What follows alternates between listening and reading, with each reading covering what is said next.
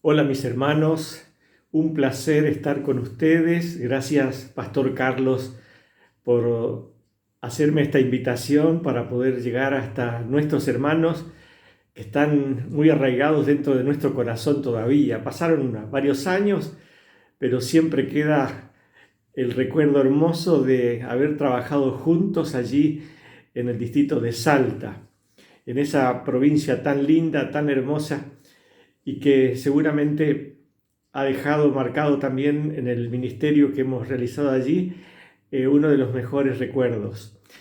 Quiero saludar a mis hermanos de aquellas iglesias tan queridas. Recuerdo la iglesia de La Valle, barrio 20 de Junio, Los Sauces, los hermanos de la iglesia de Miguel Ortiz, la iglesia del centro, la iglesia de barrio Lugones. Y tengo entendido que hay una iglesia que se formó posteriormente a nuestra estada allí, que es la iglesia que está en el barrio Libertad. Así que saludos para cada uno de ustedes y el mejor de los recuerdos, el mejor de los cariños, y que este momento de reflexión que nos mantiene tal vez a todos muy cerquitas en nuestros hogares y con el anhelo de pronto poder encontrarnos en nuestros hogares, pronto se termine. Pero mientras tanto, esta es la forma de comunicarnos, esta es la forma de mantener ardiendo la llama de la fe en nuestros corazones. Quiero en este momento, para esta oportunidad, acercarme hasta ustedes con un pequeño mensaje, una pequeña reflexión, y para eso quiero invitarlos a abrir sus Biblias allí en el libro de Oseas, en el capítulo 4, el versículo 6. Oseas capítulo 4, versículo 6. Ustedes saben que nosotros estamos viviendo en tiempos bastante complicados. Esto que no es conocido para nosotros porque no lo hemos vivido anteriormente, está generando diferentes expectativas en las personas, en el mundo en definitiva. Y puede esto afectarnos no solamente desde lo económico, desde lo social, sino también desde lo espiritual. Y empezar a preocuparnos, que no está mal hacerlo, por supuesto, por sobrellevar de la mejor manera esta circunstancia, esta pandemia, y en el afán de no quedarnos y por luchar por nuestra supervivencia en este mundo, tal vez descuidar algo que es fundamental, no solamente para el fortalecimiento de nuestra fe en estos tiempos, sino para posteriormente disfrutar la eternidad con Dios. Por eso me gusta este texto, el texto que implica desde la óptica divina qué es lo fundamental y los riesgos que significa para el cristiano salir del foco de aquello que Dios entiende como prioridad. Fíjense lo que dice Oseas capítulo 4, versículo 6. Mi pueblo fue destruido porque le faltó conocimiento, por cuanto desecharé el conocimiento, desechaste el conocimiento, yo te echaré del sacerdocio, y porque olvidaste la ley de tu Dios, también me olvidaré de tus hijos. Qué terrible, ¿no? Qué visión la de Dios, que hace notar, que hace ver el peso de una responsabilidad que nos compete a nosotros, el conocerlo a Dios. Aquí está haciendo referencia a la destrucción, la ruina del pueblo de Dios en tiempos del profeta. Y esa destrucción, esa ruina, se adjudica a la falta de conocimiento. Por eso creo que en estos tiempos donde nos preocupamos por muchas cosas, es bueno entender que el conocer a Dios debe seguir siendo una prioridad en nuestra vida personal, familiar, eclesiástica. Conocer a Dios. Quizá alguno podría decir, pastor, yo lo conozco a Dios. Usted estuvo aquí, usted sabe que yo lo conozco a Dios. Pero ¿es suficiente ese conocimiento? Porque no pasa ese conocimiento por simplemente saber algo o conocer algo, haber conocido algo. Ese conocimiento pasa por experimentar lo que Dios me ofrece a mi vida. Ese conocimiento tiene que ver con las cosas prácticas del cristianismo, de la vida religiosa.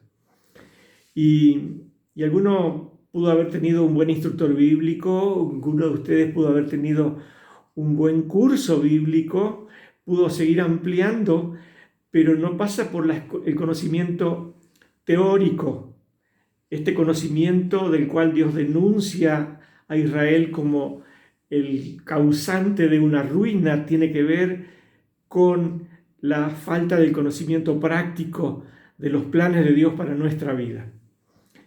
Ahora miren, vamos a un versículo más, allí en el libro de Jeremías, el capítulo 9, Jeremías capítulo 9, versículos 23 y 24. A lo largo de la vida, el hombre siempre ha buscado sentirse bien consigo mismo y generalmente ha buscado patrones que los hagan sentir dentro de todo bien.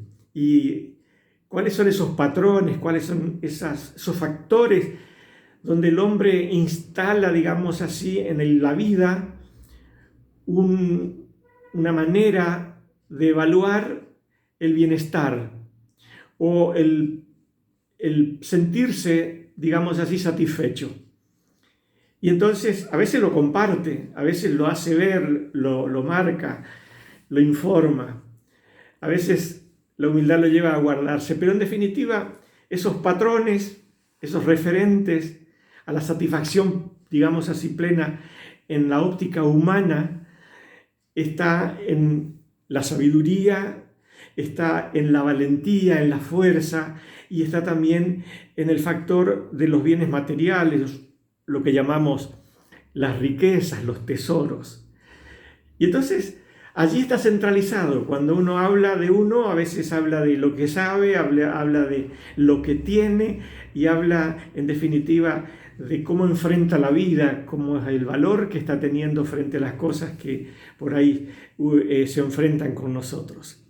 Sin embargo, el libro de Jeremías, el capítulo 9, el versículo 23, Dios le muestra aquí al profeta Jeremías el valor, digamos así, de por dónde pasa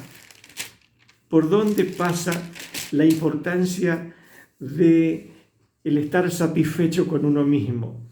Dice Jeremías 9, el versículo 23, así dijo Jehová, no se alabe el sabio en su sabiduría, ni en su valentía se alabe el valiente, ni el rico se alabe en las riquezas, mas alábese en esto el que se hubiere de alabar, en entenderme y conocerme que yo soy Jehová, que hago misericordia, juicio en la tierra, porque estas cosas quiero, dice Jehová.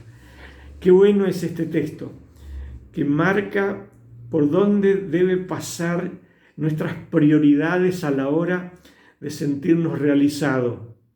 No pasa por el conocimiento que tenemos. No se alabe el sabio del conocimiento. Y ojo, no me entiendan mal ustedes.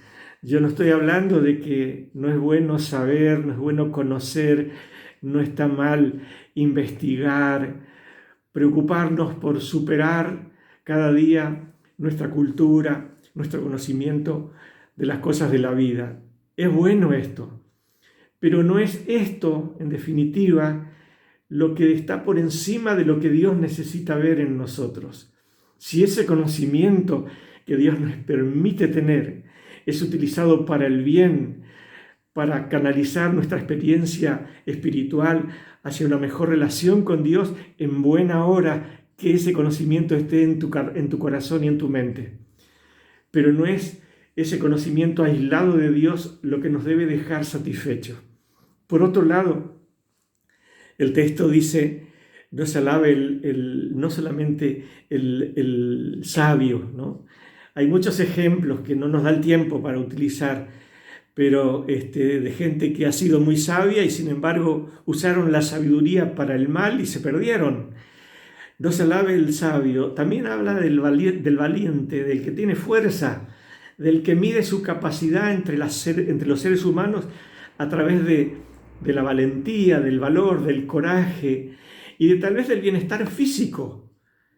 Pero no siempre el bienestar físico, independientemente de Dios, es el parámetro para que Dios vea que tú estás bien y para que te dé garantía de que no vas a ser en el día de mañana, cuando Dios nos pida cuenta, tal vez erradicado.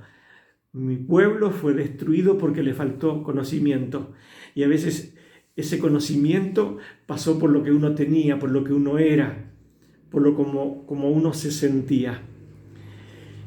Encontramos aquí también en este texto la importancia que le da el ser humano a las cosas materiales. Y en estos tiempos, de manera especial, donde no podemos trabajar, donde la gente corre riesgos de perder su trabajo, donde a veces los sueldos a lo mejor se nos descuentan, donde perdemos la oportunidad de hacer negocios, donde perdemos la oportunidad de prosperar, donde podemos poner en riesgo a lo mejor todo el trabajo de muchos años. Está aquí la problemática de preocuparnos por el factor dinero, por el factor material, por el factor riqueza. Y que en el caso de que la tengamos, sin pensar que eso es lo mejor y lo último, y después de eso no hay nada más, Jeremías dice, ni el rico se alabe en sus riquezas. Agradezcamos a Dios si tenemos riquezas, si tenemos bienes materiales, si la vida, si nuestro trabajo, si nuestros esfuerzos personales nos dieron la posibilidad de crecer, de prosperar en buena hora. Pero si hay algo para alabarnos, si hay algo para mostrar a otros nuestro conformismo, no es eso, es entender y conocer a nuestro buen Dios. Por eso Jesús, en su ministerio terrenal, decía, allí lo que está registrado en lo que conocemos como la oración sacerdotal, Juan capítulo 17, versículo 3, esta es la vida eterna, que te conozcan a ti, el único Dios verdadero, y a Jesucristo a quien has enviado. Sí, queridos hermanos, para Jesús la vida eterna, la recompensa final, no pasa por ver lo que sabes, la fuerza que tienes o qué te ha dado la vida a través de tu esfuerzo. La vida eterna en la óptica divina, en la óptica de Jesucristo, pasa por cuánto lo conoces a Dios, cuánto conoces a Jesús, cuánto de tu experiencia tiene que ver con lo que Dios ha hecho, hizo y seguirá haciendo si tú le permites a Él. Termino con un ejemplo de alguien que si tú pudieras hablar de él diría que en su época fue un hombre realmente admirable, un hombre que realmente conocía a Dios, un hombre intachable, un hombre que podíamos decir tiene el cielo ganado. Y ya la Biblia en sí lo dice él en el libro que lleva su nombre, me estoy refiriendo a Job, allí en el capítulo 42, al final de ese libro. Job escribe algo interesante. Job se da cuenta que le falta. Job se da cuenta que en la experiencia que tuvo, más allá de que uno podía decir, a este hombre no le faltaba nada, a este hombre estaba pleno, este hombre No sé por qué le sucedió lo que le pasó. Ese hombre ya prácticamente tenía el cielo ganado. Sin embargo, Job, allí en el capítulo 42, en el versículo 5, dice: de oídas te había oído, mas ahora mis ojos te ven. De oídas. Toda la experiencia de Job no era por haber tenido un conocimiento pleno de Dios. Hubiera querido tener más. Y tal vez ese conocimiento pleno de Dios lo hubiera llevado a entender algunas cosas que tal vez en un momento de su sufrimiento lo tuvo. Pero en buena hora que citemos a Job para darnos cuenta que no debemos estar satisfechos con los logros del conocimiento divino. Tenemos la Biblia, una vertiente inagotable para seguir llenando nuestro corazón de esa agua de vida. Tenemos en Jesús la fuente inagotable de experiencia para medir nuestro carácter, a ver si realmente ese conocimiento de Cristo está reflejado en ese carácter que no tengo. Job dice en el versículo 6: por tanto me aborrezco y me arrepiento en polvo y ceniza. ¿Será que esa es nuestra experiencia? Me arrepiento de no saber un poco más, de no conocer un poquito más de Dios. Yo quiero dejar sobre tu corazón este desafío para que no solamente te des cuenta de que es bueno y es necesario conocer a Dios.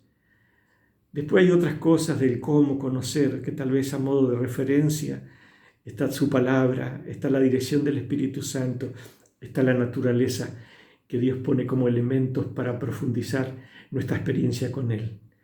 Pero dejo sobre tu corazón el último versículo de esta reflexión. En el capítulo 34, el versículo 8 del libro de Salmos dice así, Salmos 34, 8: gustad y ved que es bueno Jehová, dichoso el hombre que en él confía. Que tengas esa experiencia de que el conocimiento de Dios te lleve a gustar a Dios, no solamente a buscar, sino a sentirte satisfecho plenamente por lo que Dios hace en tu corazón y en tu vida. Que así sea. Este es mi deseo y mi oración al dejar esta reflexión sobre tu corazón.